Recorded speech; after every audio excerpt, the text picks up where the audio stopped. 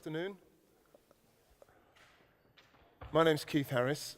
We're here this afternoon to discuss the British creative industries and why they're doing so well. And here to help me, I have Chris Carey from Media Insight. I have Crispin Parry from the British Underground. I have Sarah Osborn from the British Music Publishers Association. And I have Adele Cutting from a company called SoundCuts. To start off with, to put things into context, I'm going to ask Chris Carey here to give you some of the facts and figures behind what's going on with the British creative industries. Chris. Perfect. Nice to meet you all. I'm Chris Carey. I'm the founder of Media Insight Consulting, which is a relatively new company. We do kind of data analytics and consumer understanding work for labels, publishers, live companies, all sorts. Before that, I was Global Insight Director at Universal Records, Global Insight Director at EMI Records, and Senior Economist at PRS. So I basically do lots of numbers. So it won't surprise you that I'm now going to talk about numbers. So firstly, the panel here is going to talk about kind of how the UK is doing very well at making money out of music, making money out of games. And we thought for the music portion it's really helpful to put some numbers on that. And so UK Music, who are one of the trade bodies in the UK who do a lot of lobbying and do a lot of research, have released numbers recently that in 2013 the UK music industry contributed £3.8 billion to the UK economy. And of that, a large share comes from, so live music was the largest share, at about 700 million, recorded music at about 600 million, and publishing at about 400 million, and then some other pieces in there as well. And what's really interesting is quite how well the UK does at home, which is interesting. But then also they're very good at exporting. And I think one of the key things about the UK being, I think to borrow the phrase, top of the league, has to do with how well music travels outside of the UK and how well UK music does getting overseas. And again, to put a number on that, so if £3.8 billion was what music was worth within the UK, you've got 2.2 billion of exports, which is an incredible kind of ratio to understand that almost, what, 2/3 of the money that you're making at home, you're also making overseas, is really quite impressive. I mean, and just to round off, at the moment, it's true to say the UK has got, or in 2013 they had the best-selling band of the year, best-selling album of the year with One Direction. You've got the best-selling album in a single year ever with Adele. You've got the possibly most famous band in the world, certainly from the research we saw at Universal and EMI, they were the most famous band in the world, the Beatles, who I think contribute something of a legacy to this and why we do so well overseas. But also you've got the most ticketed venue in the world with the O2 Arena. And so the UK is, I think we can defend as it is at the top of its game at least, and is well placed to keep going that way. Okay, thanks, Chris. Thanks for putting a bit of background on that. I'm going to come to you first, Adele, because you work from the gaming side, which also does extremely well. Would you say that part of the reason for the success is to do with the education process, the way that people go about the education system in Britain? Well, the games industry goes into every single tier of education. So there's a lot of brilliant programs in both undergraduate, graduate, and there's a lot of programs which are actually for professionals working in the industry. So there's a brilliant, and these all work with large organisations like BAFTA. So for instance, there's Abertay University, which specialises in a games undergrad course. And from that, they've launched a festival called Dare to be Digital, and anybody from any university can enter this, and the winners of which get really recognised within the industry. A lot of the people who've won in previous years I've seen now in quite senior positions within larger companies like Microsoft and EA. There's also postgraduate courses like the National Film and Television School, where they really hold games up alongside the other creative industries of film and television. That's quite a new course at the school, and they're really branching out, which is good for me, into things like the sound side of it. So looking at sound design specifically for games and music specifically for games. But they don't just look at the technical angle, they're looking at the aesthetic angle. So the creativity behind it is not just the technical bits and pieces that go into it. But I think the most important thing for me, what I've seen amongst my peers, is we all actively, if we're working professionals in the games industry in the UK, there's a lot of us who actively go out and help educate people in these post-grad and undergraduate courses. So myself, I help organise the stuff at the National Film and Television School. But there's loads of people. There's Paul Weir, who's an audio director at Microsoft. He goes out and lectures. There's Kenny Young, who's Media Molecule, who did Little Big Planet and Tearaway. He goes up to Scotland and he goes into universities up there. John Broomhall and James Hannigan are very big educators. And they also run one of the biggest games music conferences in the UK called Games Music Connect, where composers from all over the world come, and it's not just for students, it's for the people actually working in the industry too. So I think really it's about educating them, making sure that things are being taught, the things that are being taught are relevant, and I think people in the industry can really help that, because the technology changes so quickly in games that you can set out a course, but 2 years later it might not be really hitting what needs to be taught. So having people in the industry working with them is really good.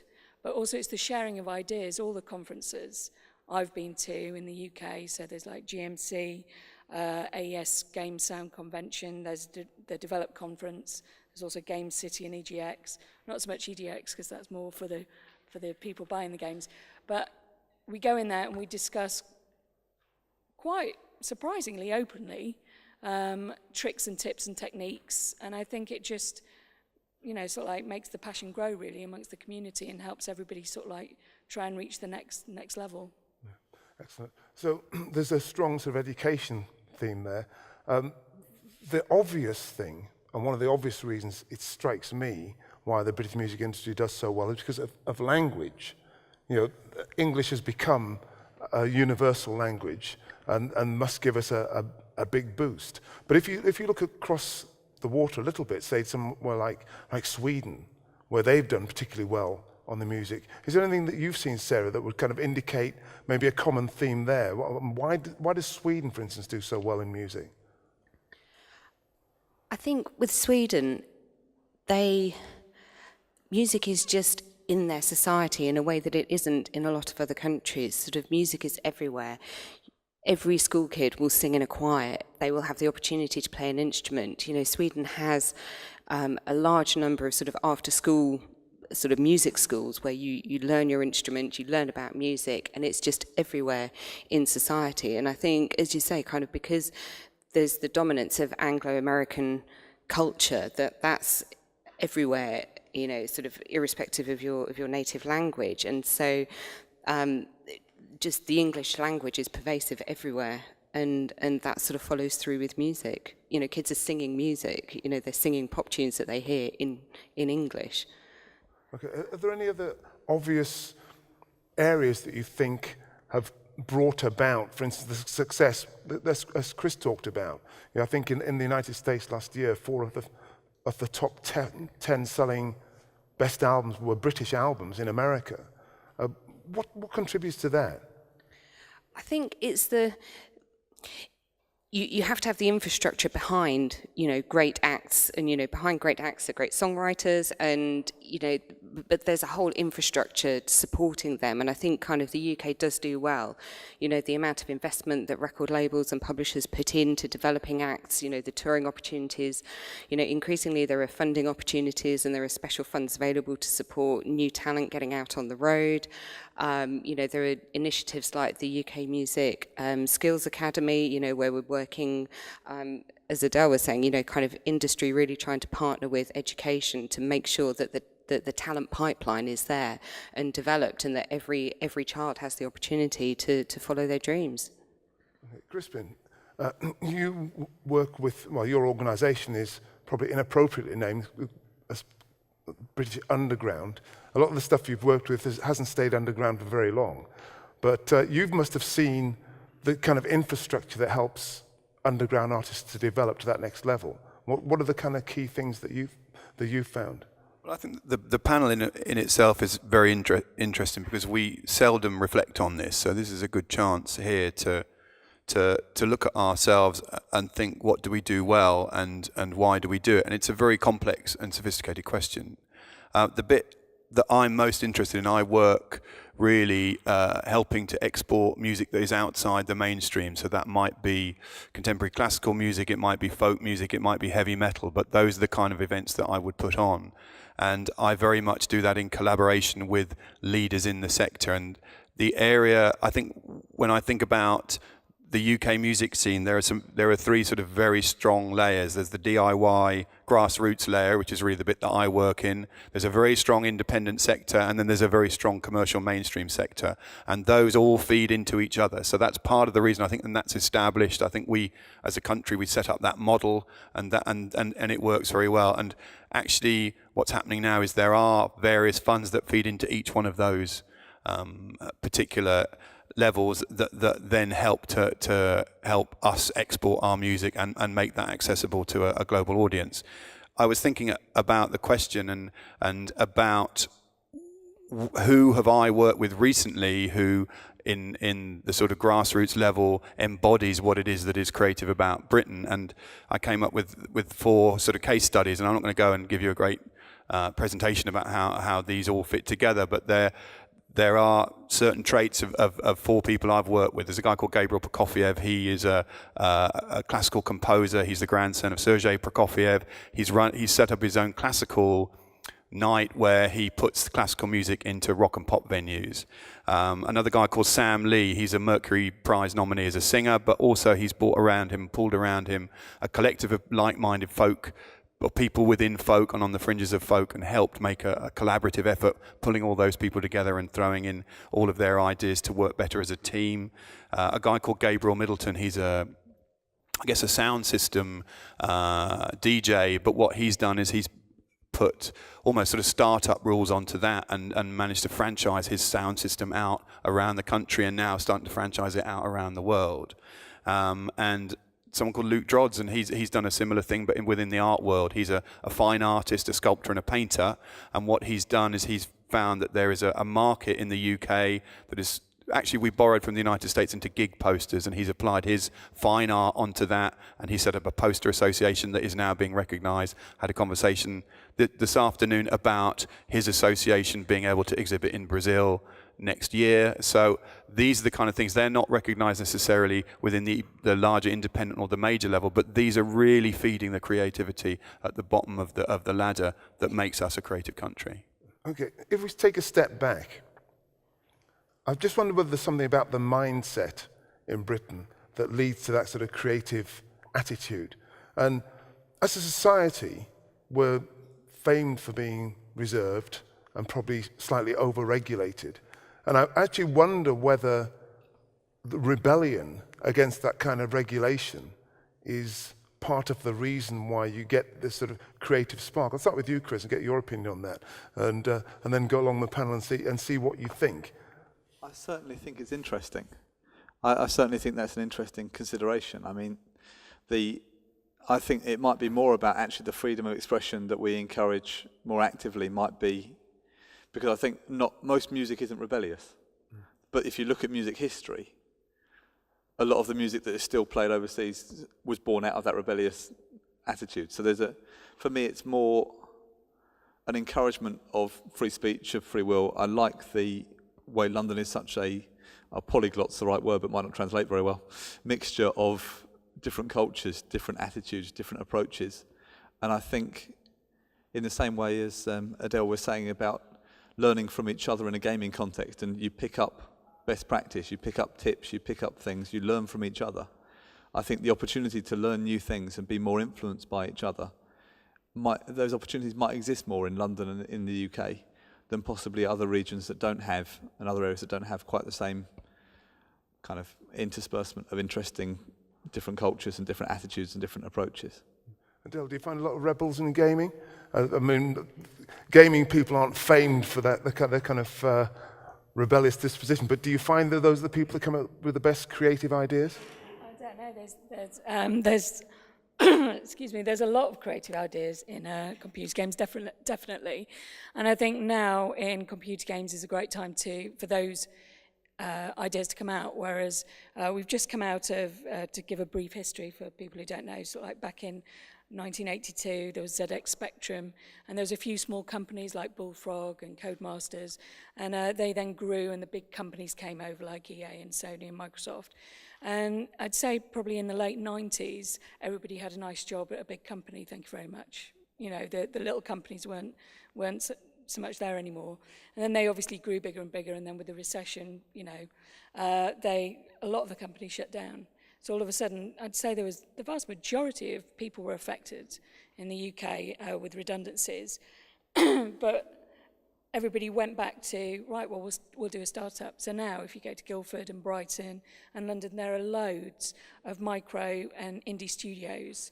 And now they're growing themselves because obviously they've earned their stripes, they've shipped sort of like smaller projects, and now people are interested because they've had a really good idea. And then they've been either bought out or they've been given funding. So things like, obviously, Little Big Planet is now owned, Media Molecule are owned by Sony, but they started off quite small.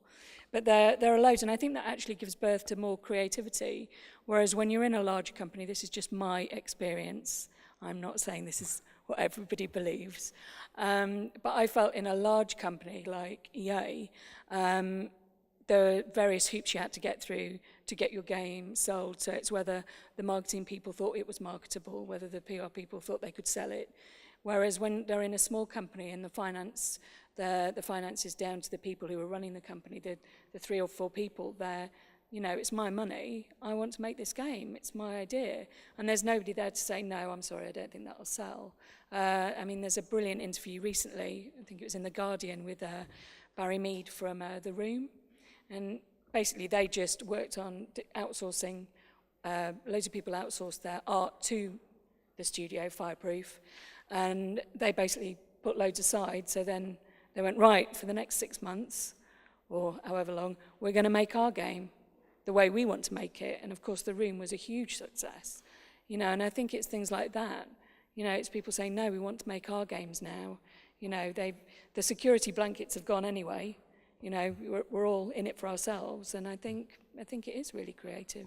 Yeah, it strikes me just what you're saying about the recession and big companies fragmenting into small companies. That might be something which is quite relevant in Spain at the moment, because obviously people have been suffering from the economic recession, and it might lead to opportunities. Do you find a lot of rebels in the songwriters that you'd have to deal with, Sarah? Oh, yes.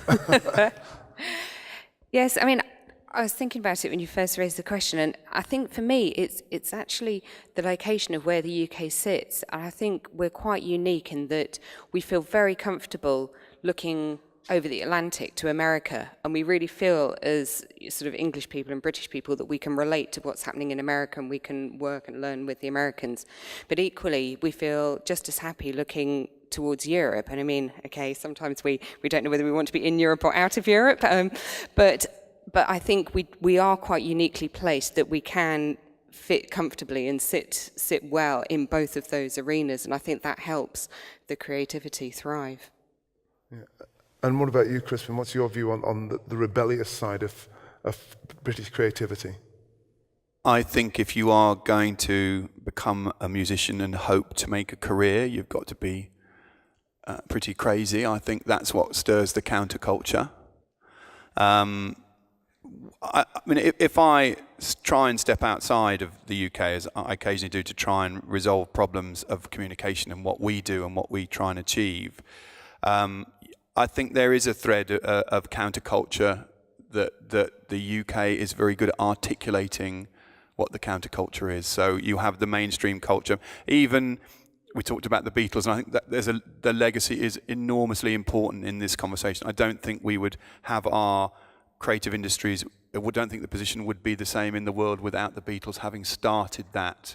And there is effectively a very mainstream band, but John Lennon is one of the most important countercultural figures of the late 20th century. So we manage that dichotomy and that the opposing poles of that very well in the UK, and perhaps that's part of what we're articulating to the rest of the world, and that ties into youth culture, that ties into a lot of other things that entertainment really is all about. Okay, let's just change tack a little bit, and let's talk about some of the more formal support that the creative industries get, because in recent years, the government seems to have woken up to the importance of the creative industries and started to put things in place. Again, if we start with gaming, what kind of formal support has been put in place to support the games industry? Well, a big thing that happened, I think it was last year, was there's a company called Tiga who works in the UK, and they got tax breaks for the video games industry. So if you think of, I mean, obviously that helped my company, but it also helped all the micro studios and indie studios that are there. So that's sort of like a massive help, and they sort of like look at a lot to do with the indie games community.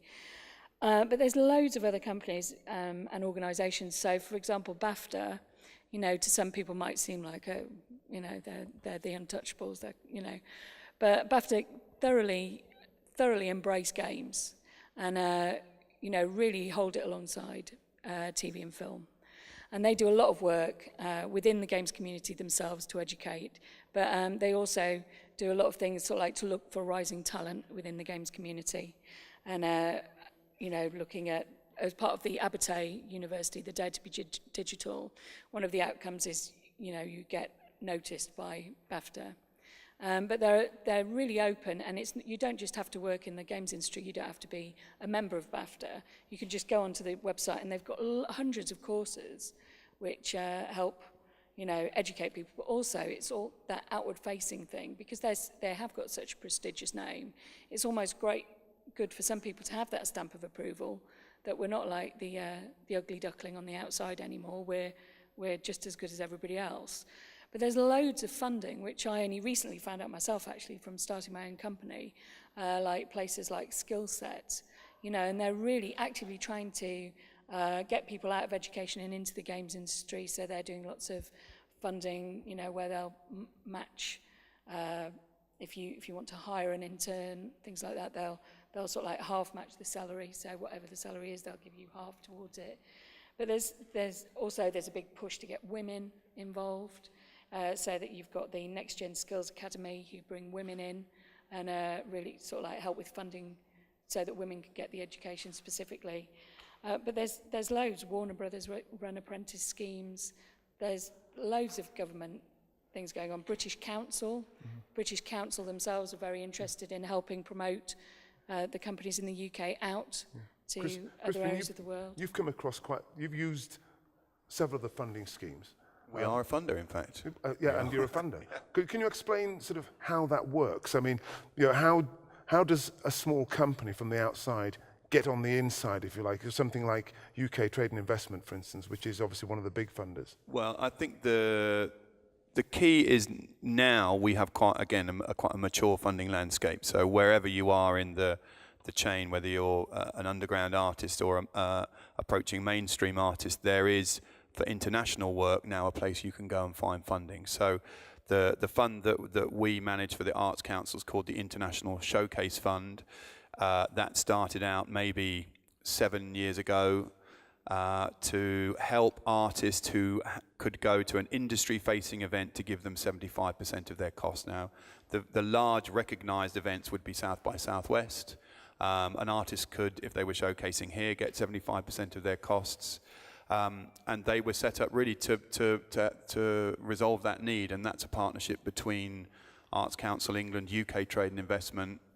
I think the Musicians Union puts money into that pot, and from that another fund grew called Momentum, which is about supporting artists to access to get funds for their first album or their first project to get them on the road. And then there's a larger UK Trade and Investment fund called Music Export Growth Scheme, and that's, I think, 2 million, maybe 3 million over 3 years for major projects that are outward facing and are export facing. you apply, I mean, this is all about having a business case. So you apply on a standard form, you are assessed by a group of industry experts, and I mean, all of these schemes are heavily oversubscribed, but the best of those business plans will get some, or if not all, of the funding they apply for then to put their project in place. I think with MEGS, you will get that post-it. With International Showcase Fund, you'll get that money before you go. Yeah. Sarah, Momentum, for instance, that's strongly supported by the PRS foundations, which is obviously songwriters. Do you do any kind of direct scheme through the music publishers or songwriters, or things that benefit specifically songwriters? It's an interesting one, because when you're talking about how you can support songwriters, it's not like you have a product at the end. You know, it's very difficult for government to understand that sort of how you can best support songwriters and publishers, because if you're a band, you know, you can put out a record, or, you know, you've got something to sell, you can go on tour, you know, these are very tangible things. Whereas when you're talking about songwriting, you're asking for support to create a song which might then be picked up by an artist, and then, you know, you've got to get it onto a label, and, you know, it's sort of and. So we really try and work with we try and find opportunities to work and partner with the labels, with the live sector, because ultimately for publishers and for songwriters, it's getting their music out there and heard, and they need artists to do that. So we tend to work in partnership. Can if you give examples of success stories of people who've come through any of these funded schemes? Because it's all very well saying this, all this money is... Well, I can give you several 100 reports if you can wait for a week. Yeah, I mean, there are lots of artists. I mean, the thing about the money is that once it's been spent, it is heavily audited, and certainly with the MEG scheme, for every pound that is spent, number 10 Downing Street, so the Prime Minister is expecting £3 back, and so far apparently they've exceeded that. So individual success stories. I mean, there are lots of bands who you may or may not have heard of, but within their audit, they are getting £3 for every pound spent on that scheme. Chris, you're the numbers man. Can you think of bands that you're aware of have come through these schemes who are giving the UK £3 back for the pound spent? I mean, so of the bands that recently got funded through Music Export for Growth, I think, actually, can I change the question? Yeah, is that go all on. right? Change it slightly. Go on. Slightly, but not completely. For me, the most interesting two dynamics here are that you've got funding at the right level to help you get over barriers, to help you get one step up that you can't necessarily take yourself.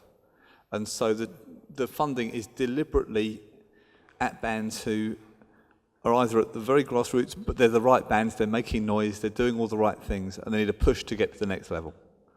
Or you're in that middle bucket and you're about to go mainstream and you need a push to get to the next level. So playing at South By is a good example of, here we are guys, we've arrived, we're serious, we're credible.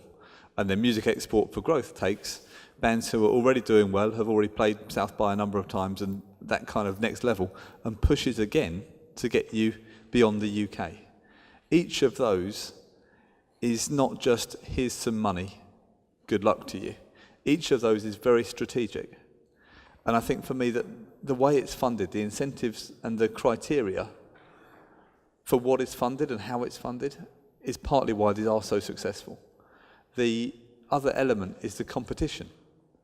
That we've touched on this slightly, that these schemes are oversubscribed, that there are more bands going for these than there is money to give out.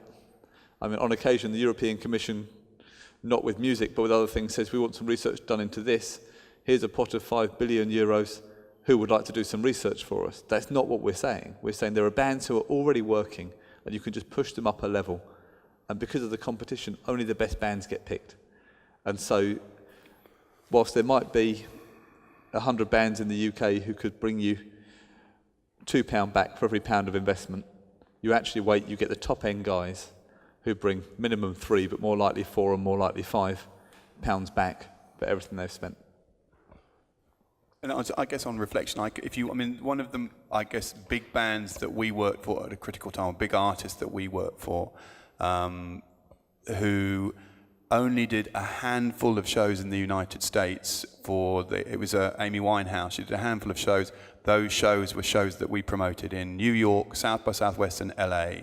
And it was when the album, the week after, went to #1. Now, the interesting thing about that artist is like, well, of course, she was guaranteed to go to #1. When she was booked for the show, she didn't have a US deal. So the process of us booking that artist through that, that's a few years ago now. And people like James Blake have all been funded through PRS Foundation. There's a lot of artists that will be known, I guess, in Europe. But that's the one where there was a critical moment where playing the shows at the right time and getting the story out about her in the United States was one that we were a part of it. I wouldn't say we were crucial to it. We were a part of making that happen for her. And it's government working with experts, right, as well. It's not, so the beauty of having Crispin involved is that he knows what he's doing. This isn't just, here's some money and you're on your own, but you get guys who've got expertise who can actually make sure that when you're playing your US shows, you're not in Vegas, Dallas and Houston, that you're playing in LA and New York, that you're in the right places doing the right thing. And I think throwing money at a problem is nowhere near enough. Throwing expertise with the ability, with the money to help that expertise fulfill itself is fantastic. Yeah. I guess that's, again, touched on what Adele was talking about, people prepared to help each other. Let me, again, change tack a little bit. And what do you think is the importance of having a state broadcaster like the BBC, which is relatively independent and free of commercial pressure, which kind of allows it to take risks on creative ideas? I mean, do you think that's a central part of the British success story, or do you think, it would have happened anyway? Crispin, start with you. Well, the BBC has not just in the last few years started to concentrate on helping new music thrive, and through a channel called BBC Introducing. A lot of that is regional, so that it's looking at artists who are not necessarily based in London, which is important. And I interact with that. We just done a big show in Nashville. Now, it's interesting to do something in Nashville when you're promoting British artists, not songwriters necessarily, but artists who are going to perform live. It's very difficult to get those taken seriously. But the BBC has great assets like Bob Harris, who is a very important DJ in the country music sector. He backed our program, put BBC Introducing behind it, and the power of the BBC as a brand around the world is so good to leverage any event that we're at. It automatically gives it a very potent, a very good positioning within an event. So it is vital for work that we do, really. What do you find, Terence? I think PRS again is involved partly with the BBC on their Introducing scheme. Do you think that a lot of these people would just get there regardless with commercial radio and other media? No, I think the BBC is absolutely vital, and I think one of the things that they're brilliant at is the fact that they will support all genres of music. So whether it's a jazz composer, whether it's contemporary classical, whether it's an indie band, hip hop, they have the ability to deal with all genres of music, and that's just crucial. I'm thinking even in the wider creative industries, because obviously one of the big exports I saw a story last week about how British television programs are top of the tree in China. And you think, well, how has that happened?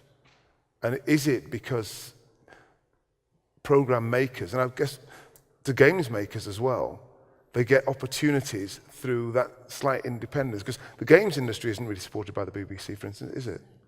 But it's quite successful. So is there something there that it would happen anyway?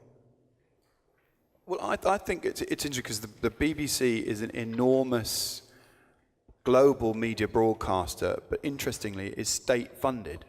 So it doesn't really fit into a normal, you wouldn't expect that to be there. And maybe it's part of the UK way of thinking that we think it's important to have a state-funded broadcaster, and one that can champion things not necessarily at the beginning because it needs to make a profit. And that is probably very important for us, actually.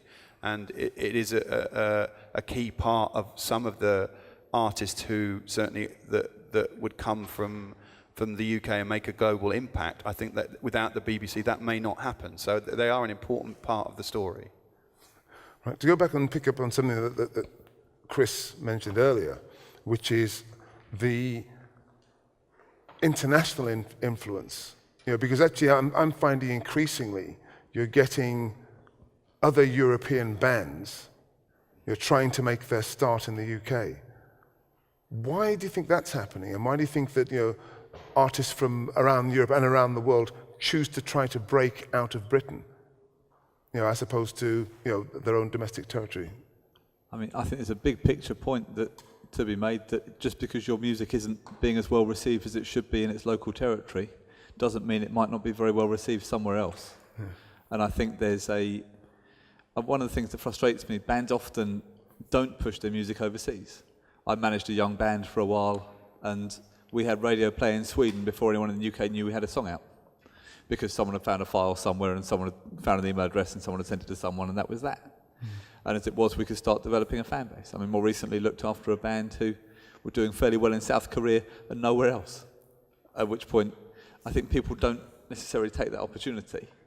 That's the big picture. The UK perspective on that, if you can break the UK, I think you're much more credible in Europe. I think if you're doing well outside of your domestic market, you get credibility. And I would say of the European market, to break into UK is possibly the hardest. At which point, if you can cut your teeth there and prove yourself there, I would think it's a more valuable story to tell when you then go and travel further afield. Don't know. Okay, let me ask the question in a slightly different way, because moving into the modern era, obviously the internet has broken down so many borders and boundaries. Is part of it a mental attitude? Is it more that Britain being a small island, people are used to looking outside of the country to sell their goods? So are people, and I know, for instance, people are using Google Analytics and that kind of thing to find out where their artists are being successful and then going there. Whereas I find that a lot of other countries aren't necessarily prepared to travel. Do you think that there's something of that in it? That we actually are looking outside the country all the time to try and sell stuff which is being developed internally? Yeah. What do you reckon? Yeah, absolutely. What about the games front? Do people actually try and sell British games overseas actively, or do they just try and have a hit in the UK, hope it spills out? There are companies out there who specifically localise the game, and by localise I don't just mean by changing the dialect, but actually looking at the gameplay models to actually make sure that they work in different territories. So there are companies out there who will do that for you. As a small developer, you can go to them and they will help develop your game for other countries. The key thing for me, though, is actually the other way around, in the fact that I think because London's so multicultural, it's like when you go to the Microsoft office in London, it's multinational. There's lots of different, there's loads of different languages spoken within that office. And I think, again, it's the collaboration and sharing of ideas. And I think that's the other thing that I find exciting with the games industry, is the fact that now games seems to be seeping into other sections. So there's a company called Something Else, and they sort of like do radio production, very big, sort of like in that area. But they've sort of like taken their skills in radio production and they've turned them into audio-only games, which are just really, really out there. I mean, for me, being a sound designer, awesome. Audio only, but I just love the fact that they're looking at ways to sort of like get into games, and there's this whole merging between, there's sort of like this crossing the boundaries, and there's sort of like this muddy bit in the middle, and I think that's what's exciting to me at the moment, and the fact that it's taking in, it's just absorbing everything, and I think that's what I find so exciting about the UK, is this whole just sucking everything up and spitting it out as something new. So that's what I think. That's true of music very much. I mean, from certainly in I don't know, say something like punk rock, you'd think that's a very straightforward, fall to the floor noise, But if you start to examine it, you hear the sounds of other outsider cultures, reggae and ska in there, and those are absorbed into the sound that comes out of it for post-punk and things. And that all happens because of, probably to do with the close proximity of everybody as well. We're a very small island, and people are kind of crammed in there, and you don't really have a choice but to collaborate, otherwise you'd fight all the time. Yeah, instead of just most of the time. So Sarah, from a songwriting point of view, again, do you get a lot of European collaborations? I mean, are our songwriters looking outside, or just saying, well, we're just going to write our own stuff and hope everybody likes it?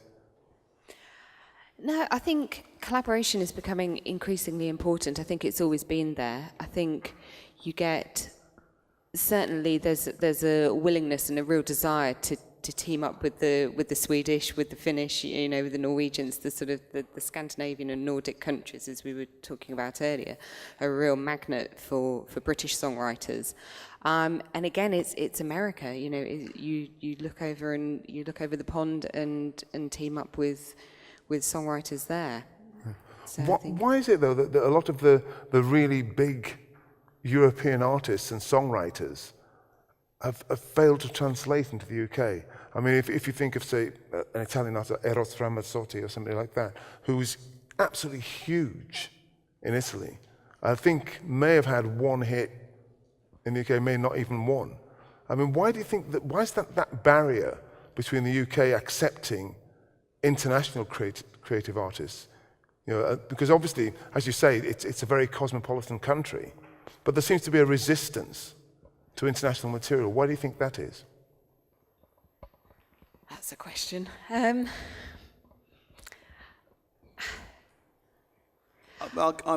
is an answer. I think that we, as a nation, have a lot of very, very good music.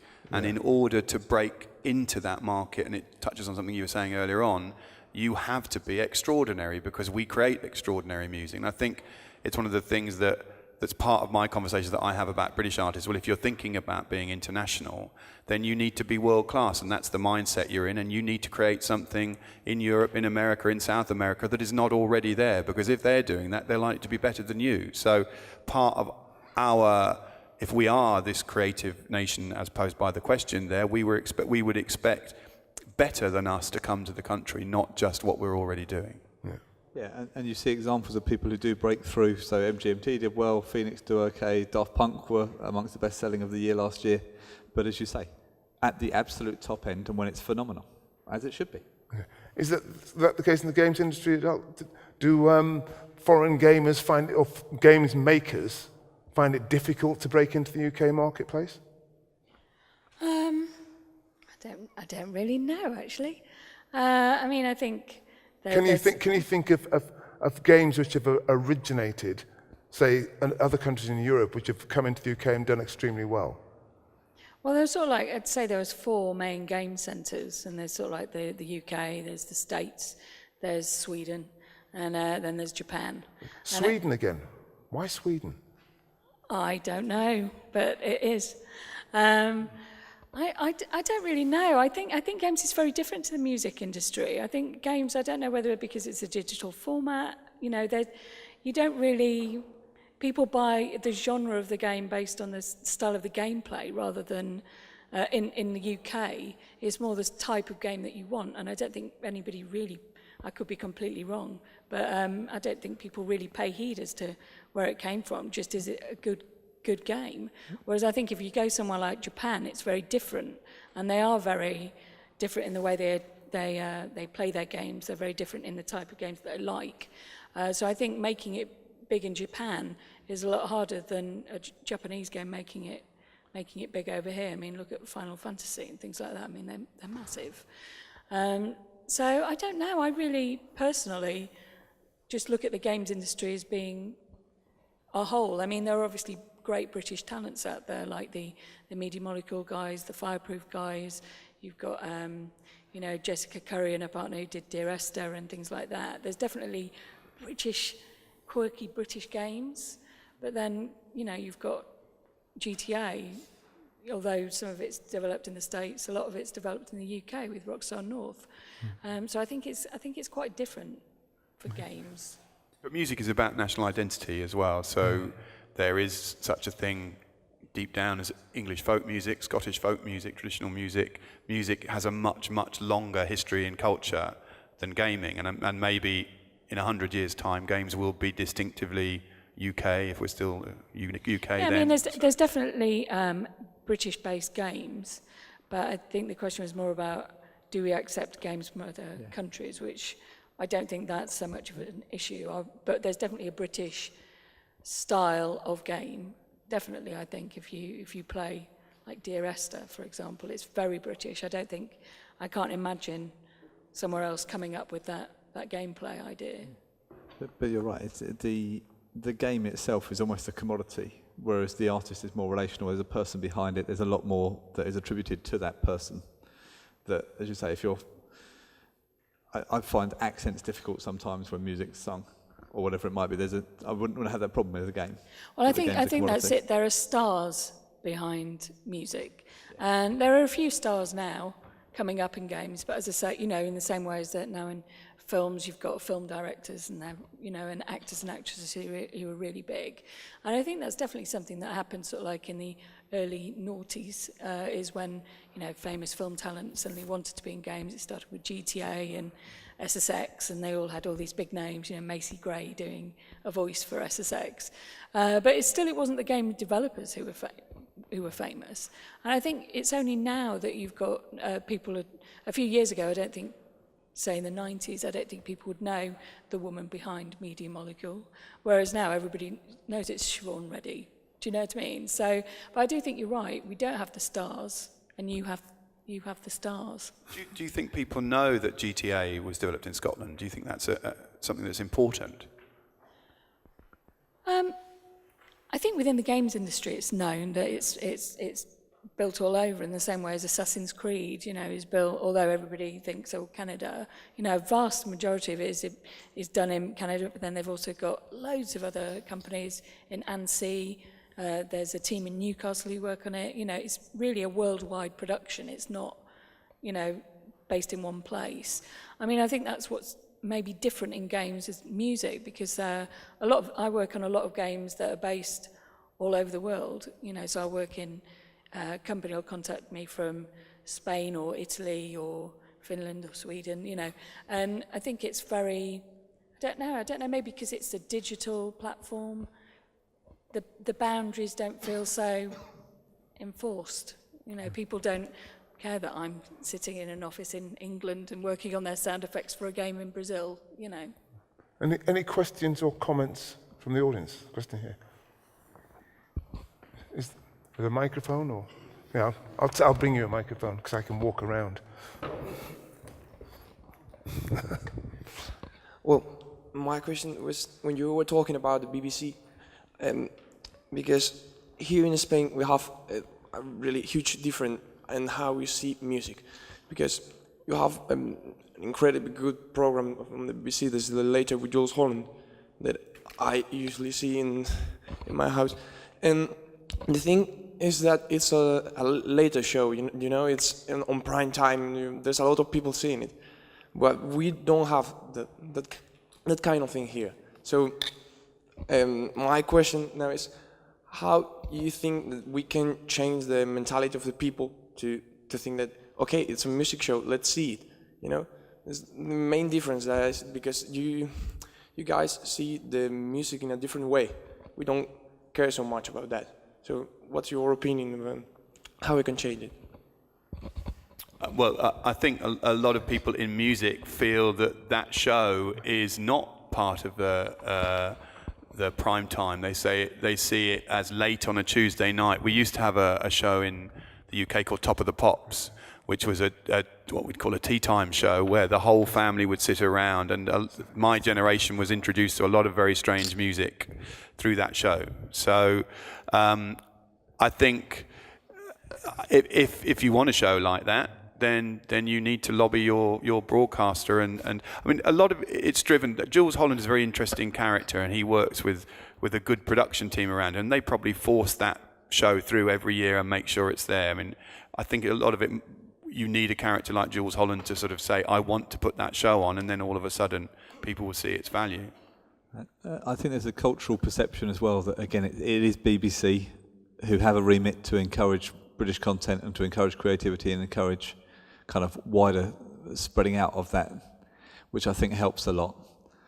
As I say, it's worse than it used to be because there's no Top of the Pops, but it's better than having nothing, which is where we are now, from what you said. But I think we should mention the fact that there is now BBC Music, you know, and in the way that BBC Sport and BBC News is a brand, they've now developed BBC Music, and, you know, so the plans for the BBC to develop music even more. There are going to be the first BBC Music Awards that they're going to do in December. You know, they've got big plans to tie all of music up, because I think certainly in the UK it was quite siloed. So radio did one thing, TV did another thing, online did another thing, and now they're trying to bring it across and work together across all their platforms.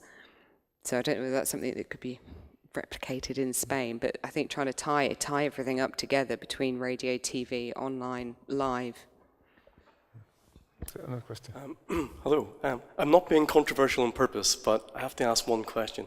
So I'm from the gaming industry, so Adele, this is perhaps for you. The question in this panel is asking really is saying, how does the UK stay on top? And I'm not sure it is on top at all, because every year a report comes out saying the most successful countries in the world for gaming, and the UK has slipped down every single year. There's also a report that says the top grossing games, and the UK doesn't do that well. In fact, the best games are probably from South Korea. Crossfire is number 1. World of Tanks is about number 2 or 3. UK, actually not that good. So I'm challenging your very question, saying, how does the UK stay on top? Because I don't think it is. Maybe that's partly for Adele, but also partly for Chris. That's kind of why we started where we started, because I actually asked the very same question. Yeah, so Chris only mentioned UK figures. What he didn't say was, how do they compare in relation to the rest of the world? Okay, I will take anyone on music numbers. I will take anyone, anytime, any place. I'm from the games industry, so I'm not absolutely. That's why we can be friends. Yeah. On the gaming, I don't have it to hand. It's not my... Adele. Well, you've obviously got the figures, so I'm meant to defend the figures. But I would say, from my personal point of view, that I do think we hit a slump, and I think we're coming back from that slump. What makes you say that? I think it's from just coming myself from a large company and seeing all these small companies and just seeing the amount of business that's, the amount of people who are contacting me for work. Year on year, it gets more and more and more. And I think that it's not just, well, I mean, it's good for the games industry, but I think it's showing that people are trying to build up new ideas, and they're coming out with different brands and coming out with new creative challenges, which, yeah, they might fail. But if you don't try something different, which a lot of these companies are doing, how are you ever going to find something new? How are you going to find the next big thing? So some of the big games you're talking about are things that are tried and tested. They're sort of like the formulaic computer game. Well, if I'd like to defend the top, even though I didn't choose the topic or the title, it was talking about UK being on top in Europe. I think you were talking about South Korea. Korea's not in Europe. Yeah, so it may be that Korean games and so on and so forth are doing well. I don't know. I'm not a big gamer. But in Europe, definitely there seems to be a disproportionate amount of British creative industry output, be it in television, be it in film, be it in games, be it in music. And it may be declining in one sector or another at any one time, but across the board, I think you find that the UK is towards the top every year. Sorry, can I just interrupt? How do you think we could be the best? What do you think we're doing wrong? I mean, what would you do differently? What do you think we should be doing if we're not the... So I run a company which helps games companies understand players, which means you will have more chance of a better game if you understand who you're selling it to, more or less. Product testing. That makes sense, right? So other countries like Sweden, like America. They do this very, very well. It's in their mindset that they embrace the customer. But because I'm in Brighton, which you mentioned, and we deal with British companies, the attitude of the British people is, I can do it myself, we're okay. And the truth is, our games are not okay. They contain a lot of arrogance, and they don't have to, it doesn't have to be like that. But when I speak to our American customers or the Swedish customers, they're like, help us understand our consumer, because then we'll deliver a better product. They're very open to understanding others. I'm really sorry this is turning into a conversation just between me and you. Maybe we should have it in a bar afterwards. Yeah. But I totally haven't found that. I really haven't. It's like I'm working with a company in Brighton at the moment, actually, and they put so much emphasis on focus testing and getting data, back for their project, filming it, making the whole team watch it, So I'm really surprised I've never worked at a company where they haven't done it. To the end, can I just find out if anybody else has got any other questions they would like to raise, because otherwise we'll run out of time. While the mic's moving over. Sorry, while the mic's moving. Oh, is it right? Okay. Hi. Go on. Do you think to interest UK labels, do you think it's an obligation for European groups, European bands, to do music in English, or do you think groups that would come from? Well, I play in a cold wave band from Francia and a solo project too, and do you think it's an obligation to do songs in English, or we have talked about multinational, multicultural in UK and London, and do you think labels are open to bands that sing in or their own language, or? Generally, Crispin, what do you think? I think got a view. I don't want to. I think you do need to sing in English. I mean, it depends on what level of success you want to get, really.